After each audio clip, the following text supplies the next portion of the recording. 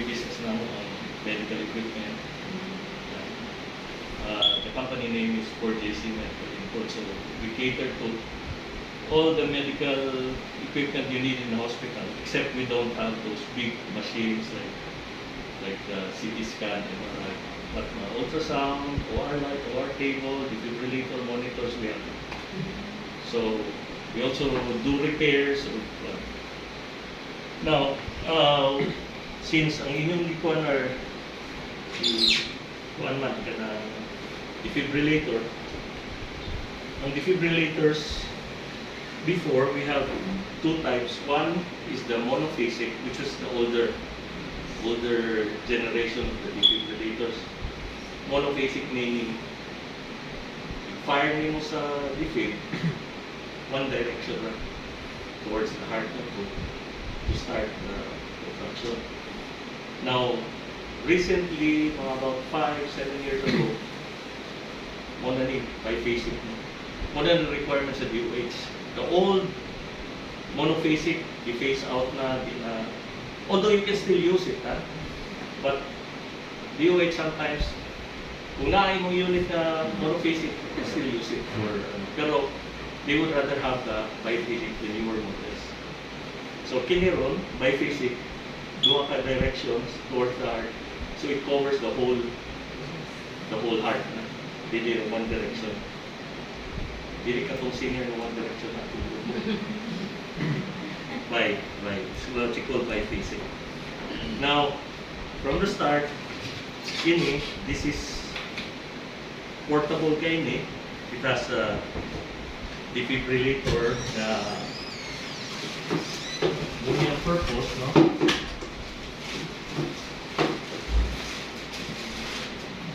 The defibrillator.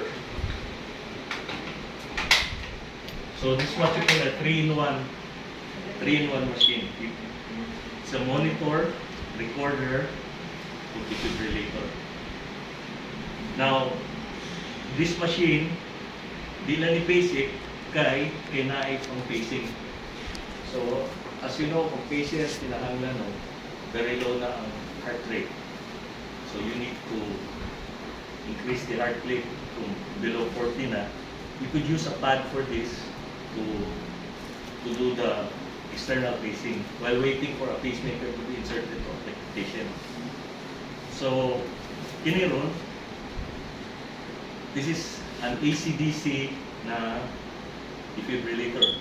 Battery, only a battery. So every time you put on the battery, although this can be used without battery, AC, kuryente, auto volt ni, whether ma-plug ni mo 110, 120, doesn't matter, it will still work. Di pares ba nga fix na 110, agi mo transformer yun, be careful kay buto ba. So magkakayan na yung buto ra sa machine. So, yan yung open ni kay auto volt. Now the battery, maani, doon ka tungguin like pins. Nanin dire. So, yung mo na-exhaust. Then you lock it. Then, you put it on. So, mo ni yung screen, no? Mo ni yung screen. Now, when you're using the 3-lead ECG, so imo ni butang sa ECG leads ni mo, no? Right arm, left leg, o left arm. So granting na ako patient, ang chest leads, inyo ni butang. Okay? Now, kung nabutang na, now you choose kung saan lead. Normally we go to lead 2. So how to change the lead? You're using the paddle. So that's lead 2. So lead 3, or using the pads. Lead 1, maaari pa sa lead 2. Now the size, pwede mo i-increase. Ang size mo na 1.5 size, pwede mo 2 mm size. So depende niyo kung gamit na mo tracing, so you could adjust it.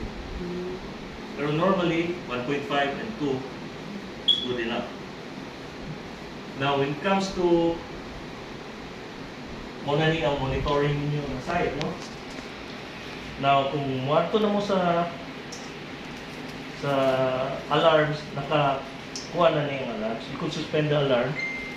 The alarms also are already pre-programmed already sa machine. So, kung below 40 ang heart rate, alarm na siya. Kung above 160 ang heart rate, alarm na. Then you can also silence the alarm. Tachycardic pasyente niya. Gamay na pinipili siya. Kanaon, patay mata. So, automatic na muhatay siya tracing. So, you just press recorder mo, power na siya. So,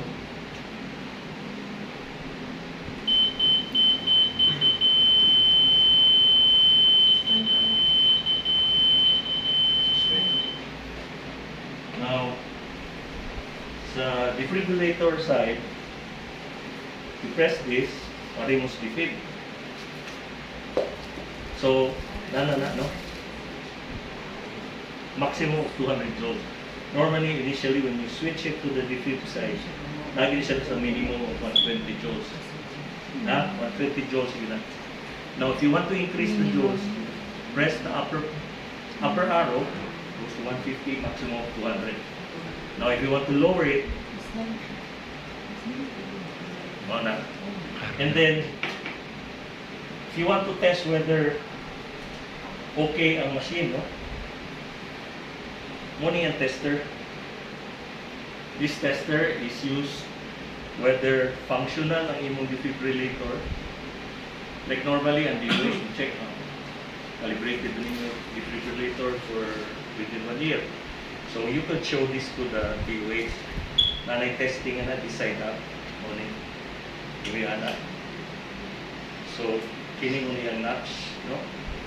Now kini hindi mo pwede ni increase to more than 30 kay maximum rally up to 30 kung testing lang.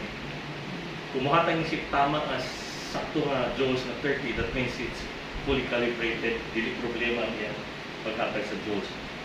So, kini, don't go higher yun, don't go higher. If you go higher, buto ni. Dauton. So, hanggang 30 lang. So, this is how you test. So, ibutang na to 30, okay, then you charge. Look, saka pa ng 30. Ready na.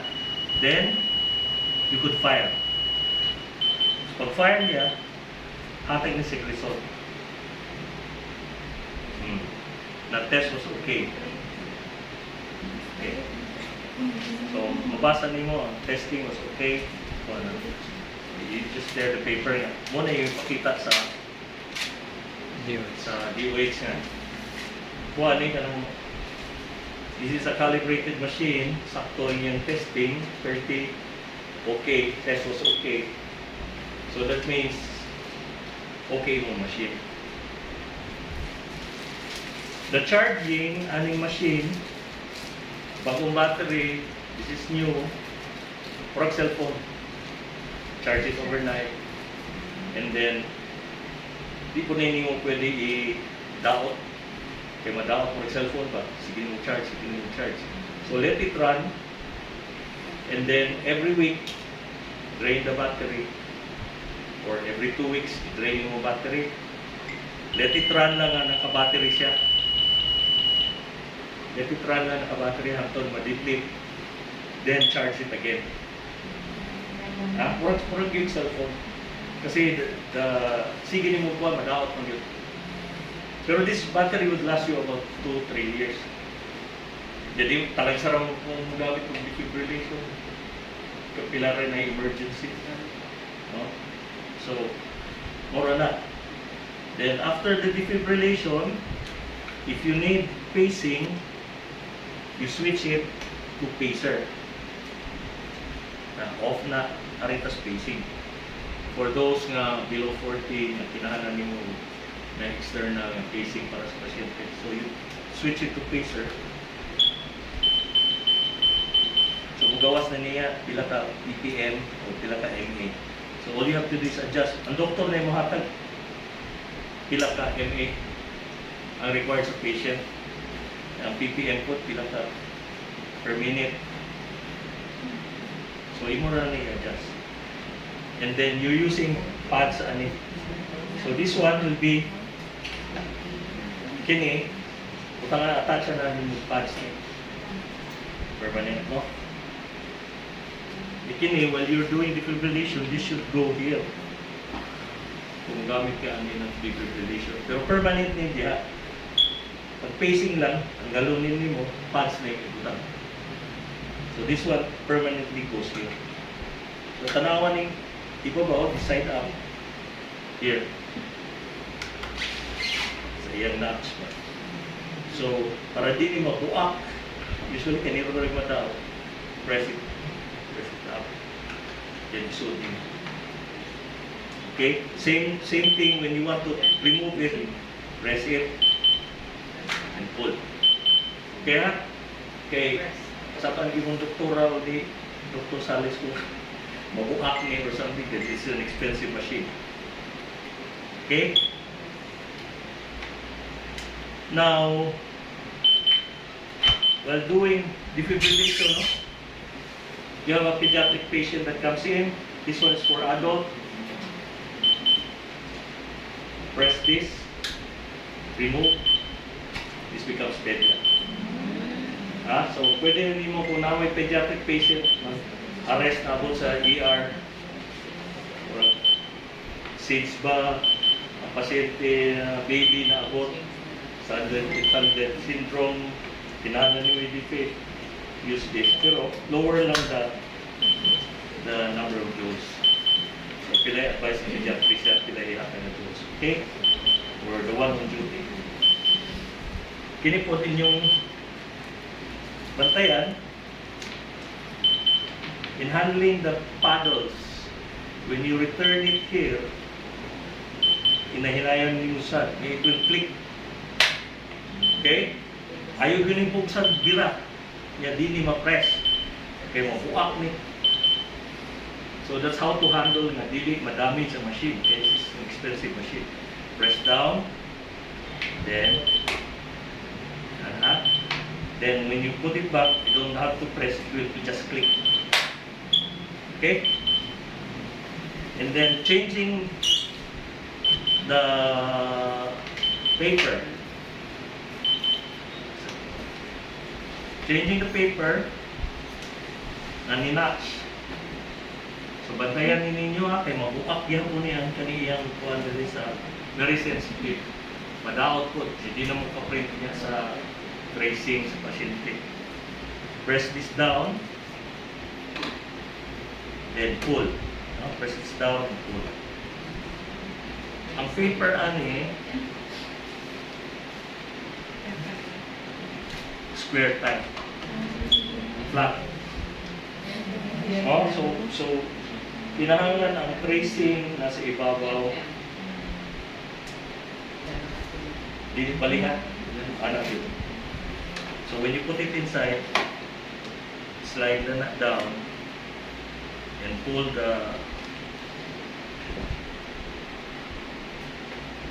the first page. Pagawas na kami. Then, pag lock ni mo, press gyapon, isod, click gyapon na. So that means that it's secured. Di nakakuyawan sa paper na ang carriage mo. Mahipit ang paper and everything. Okay? So, maintenance, don't put any corrosive while cleaning the machine. Kasi kuhan lang ka ng tissue, a little, basta uli mo gamay, water, wipe it. Ayaw ng mga corrosive na pang-cleaning ha, kaya madaot ang machine. So, better lang ka ng loob pa na kuhan. Down. Kaya na gamay, a little, gamay rin na detergent, igo rin mo na, sundan mo dry. Okay? But be careful sa defib, sa paddle, sa tapit. Kinahanglan dry yun na. Kaya basi magkuritihan niya kay basa. Ha? So, kinsa i-charge cleaning, sa ano, it has to be dry most of the time.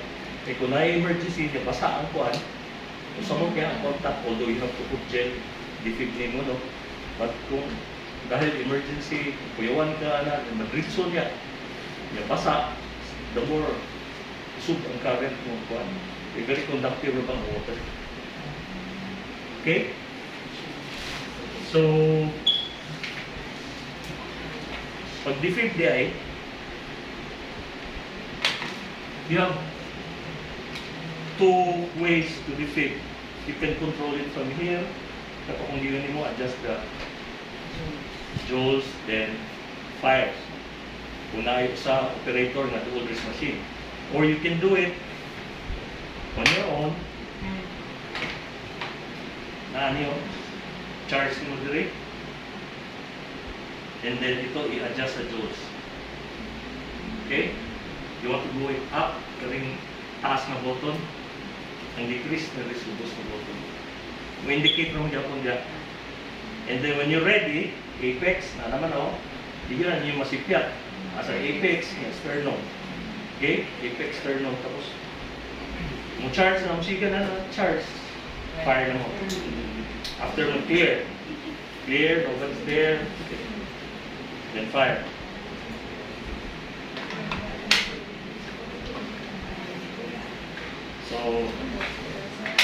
So far cannot So any questions? Any questions from the group or I can explain to you? Say one.